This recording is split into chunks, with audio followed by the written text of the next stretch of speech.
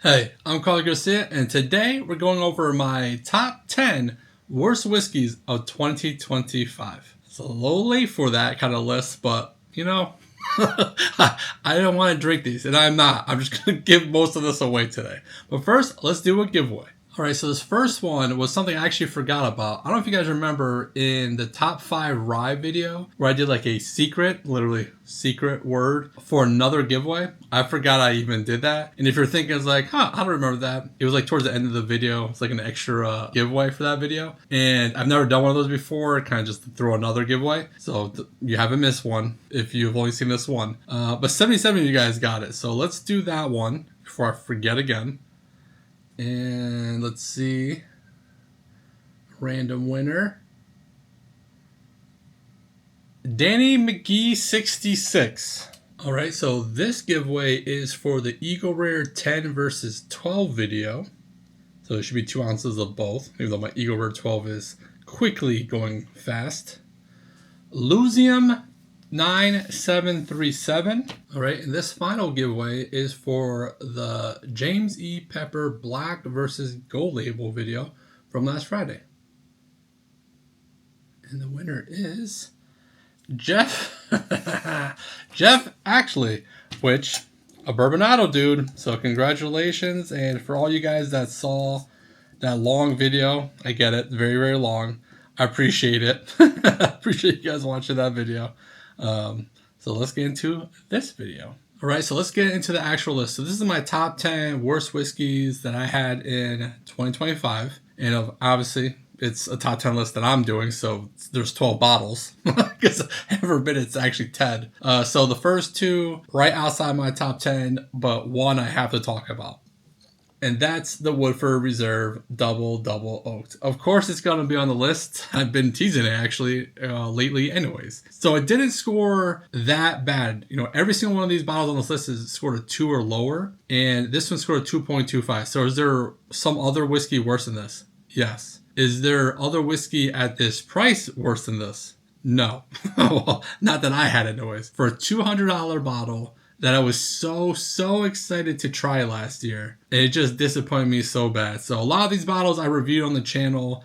This is actually the most full out of them all. Strange that that's actually the case. But going into this, I was going to kind of do maybe like a top 5 blind and talk about like the whole list and then do the blind at the end. But I'm just going to talk about all the bottles. I have all the notes from a bunch of different blinds I've done with these. And I'll link in the description any videos that these were featured in. So if you actually want to see a blind with any of these bottles, you can go check it out. It'll be in the description. Woodford Reserve, as a distillery, did, in my opinion, pretty bad in 2025. This wasn't very good. And I know some of you guys see this for like $150 instead of $200, like at Costco's and stuff, but I don't even think it's worth $150. So I don't think that's a good price. Not my favorite for sure. And now I'm starting to see a batch 2 of this, which I would be the person to go buy it just to see, but this was such a letdown that I'm not going to buy another one of these ever again. Besides this, I also had the Woodford Reserve malt whiskey. I actually had that at Woodford Reserve in Kentucky. And when I was there, I was very excited to buy something that was distillery exclusive. And that was the bottle that day. And it was so bad I didn't even buy it. So another bottle, like the one thing I had from Woodford Reserve last year that I actually liked was the Chocolate Redux. And I had that at Kentucky Bourbon Festival. It sold out 4 people in front of me, just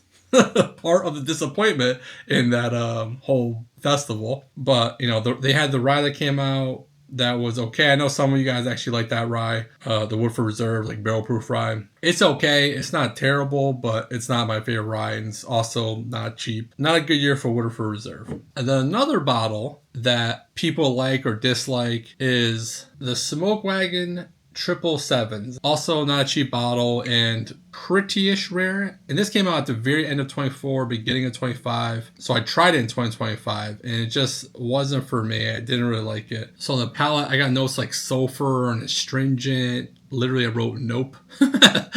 Not balanced, strawberry chapstick, and proof, and on the finish wet oak. Not my favorite. I scored this a 2. It just wasn't for me. And for the price, again, not my cup of tea. But I have heard that some people actually like this. So I don't know if it's just my bottle or whatnot, but not my favorite. So now let's get into the actual top 10 here. And I just heard someone talk about how they love this bottle. I think it was Brad from Brad's Reviews Penelope Havana. And another bottle I was super excited for because I've been to Havana and I was like, oh, that'd be cool just to have a bottle that says Havana on it. But this was, I don't have to look at my notes. I remember this bottle like the back of my hand. This tasted like artificial honey over some bread dough. And the bread dough note was too strong for me to enjoy the over sweetness that this is. I know some people like this, not my favorite. I scored this a 1.875. In ninth place is Pendleton Bourbon 10 year. Now this one's not too expensive, and you're going to see a couple bottles on here that have been on the channel several times because they were cheaper, they were new releases in 2025, and we're hoping that the distillers put out something around that $50 price point that's good. This just wasn't that good for me. 90 proof. On the nose, oak, sweetness, red Jolly Rancher, crayon, oak, caramel, vanilla. Actually seems like a decent, good nose. Smells good. But on the palate, red fruit, sharp, dark fruit, waxy, cherry, watered down too much, peanut. On the finish, short, anise, thin, vanilla, quick. And this scored a 1.55. And that's over multiple reviews. Another not cheap bottle, this high-end Wicked Rose Tattoo. And this is a Irish whiskey, finished in ex-Amarone wine cask. On the nose, light green apple, raisins, dark fruit, tobacco, dried figs, milk chocolate. Again, nose, not too bad. Then we get to the palate. Green apple, dirty socks, chocolate milk, earthy, dark fruit. And on the finish, nope, weed, stank, dirty socks, spices. So a 1.5. It was definitely the finish that I remember killing this bottle. So not my favorite thing, too danky. Way, way too danky for me. So in 7th place, Shanks, the 2025 release. Not a cheap bottle at all and somewhat-ish rare. Jolly Rancher, Purple Jolly Rancher, funkiness on the nose. On the palate, no, I don't like. Reading my own notes is ridiculous. Green, harsh, sweetness, funky. And on the finish, coffee, chocolate, green note comes back. Not my favorite. And again, as you can see, most of these bottles are like halfway through them. So I gave them multiple chances to kind of do something for me. And didn't work out so well. In 6th, this Bullets Frontier. This is what the Bottle and Bonds, and this came out again. I kind of picked this up around the same time as the Pendleton and another one that's coming up. And all three of them, I was hoping for like around $50. Newer releases that they're going to be good, and actually all three of them did not so well, unfortunately. So the Bullet Bottle and Bond on the nose, yellow grass, bean sprouts, red fruit, vanilla, nutty cigarette. On the palate, green Jolly Rancher, waxy cherry, bubblegum, red fruit, chalk, dark fruit. Finish, bad peanut, bad oak, dirt, spice, vegetable, short, not a good peanut. No. So, not my favorite whatsoever. And I scored that a 1.375.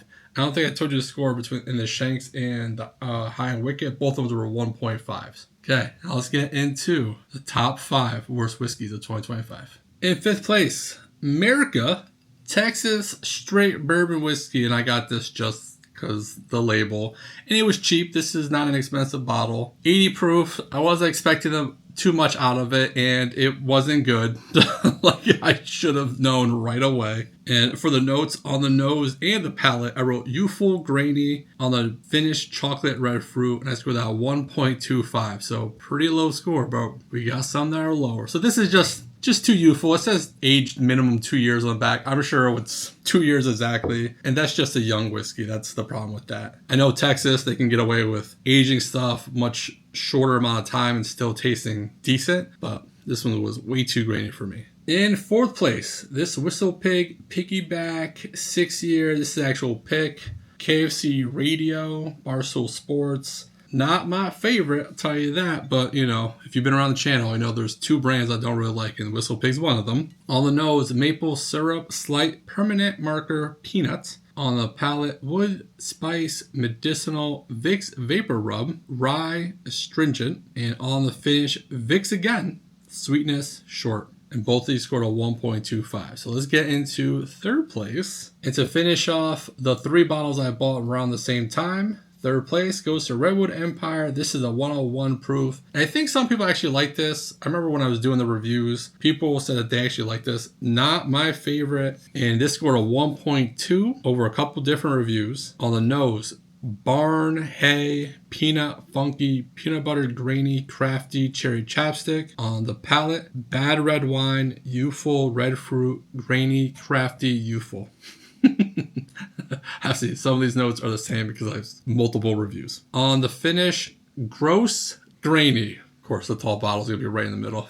But the rest of these bottles are tall too. In second place, the Beyonce bottle, the Sir Davis Rye. Pretty bottle, not good whiskey. About $80 when it came out. I don't know what it is now. On the nose, light, sweet, rye, cherry, black tea, hay, herbal. On the palate, herbal, rye, young, astringent. On the side of tongue, honey, black tea. On the finish, wood, terrible finish. Hay, black tea, dill pickle. And I scored that a 1. As you can see, I have had this multiple times because, again, like I said multiple times in this video, I try to give everything multiple chances because, you know, I spend my hard-earned money and I want these whiskeys to be good, and they all just kept letting me down over and over. And everyone's like, oh, at least it's a nice, pretty bottle, right? So I'm kind of grabbing these bottles to do this video. This top isn't even that tight. So I don't even know if I'd use this as a decanter because it's loose. It's not like very loose like some of the old elk bottles, but